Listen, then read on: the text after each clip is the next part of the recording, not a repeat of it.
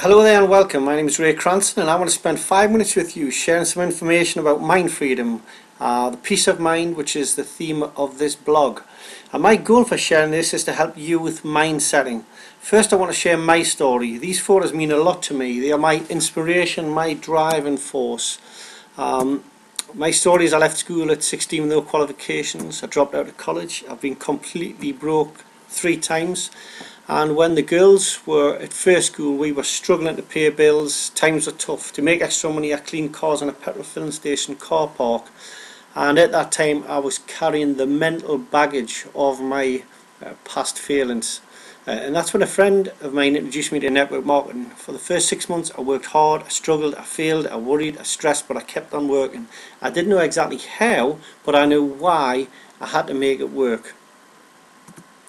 See, what I did, I searched for the people who did know how, who had been there before and had made the mistakes but had succeeded. They knew the formula and were happy to share it with me. It was at that point when my whole life changed, because they inspired me to free up my mind enough to visualize a bright future. And here's one of my favorite quotes: "If you're going through hell, keep going," by Winston Churchill.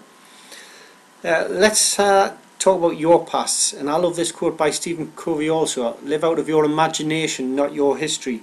You see, most people you encounter are reliving their history again and again, each and every day. Their past relationships, their failed businesses, bad transactions and financial calamities. They continue to live past failures, and you don't have to do that. You know what happens when somebody reminds you of something? That you tend to see that person in relation to past events, and if they're bad, it clouds your true vision of what you should be seeing right now. The fact is, you will get exactly what you expect. Not only that, you will create it. If you expect someone to do you wrong, you will create that. You will find a way to believe that what you expect is true. Our minds are meaning-making machines, and you have to suspend disbelief to have any chance of a new future. You know, this is the ugliest Tim I know. There are a few guarantees in life, but this is one. If you want to assure defeat, blame anyone but yourself. Maybe you are a Sagittarius and that's why you're not successful. If it wasn't for your parents, you'd be successful. If it wasn't for your spouse, you grew up in the wrong area, that's why you're not successful. You know, the world loves victims. The people that'll put their arm around you and say, you know, you don't need to succeed. Here's all the reasons why you're not going to succeed. These are all the reasons why it's not going to happen. And that's the problem with this world. You don't need a pat on the back. You need a kick up the butt. You need a mentor, a coach that helps you past all that rubbish which is standing in the way of your success. Here's the reality. The reality is, people have come from much tougher backgrounds than you and me and have succeeded massively. But by taking personal responsibility, that's how they did it. You want to assure never to change your life? Just do it someday. Someday let's all write that book. Someday let's all lose that weight. Let's quit smoking someday in the future.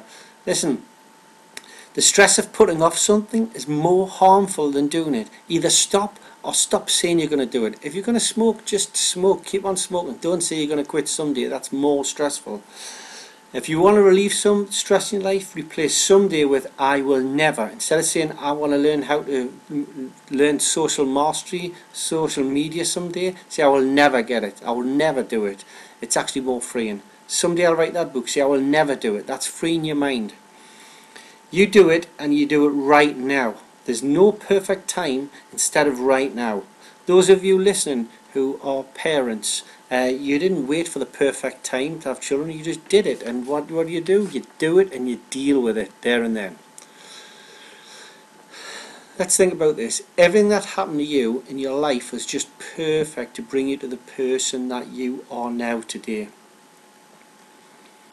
Be thankful for your past. It has made you the perfect you that is listening to this right now.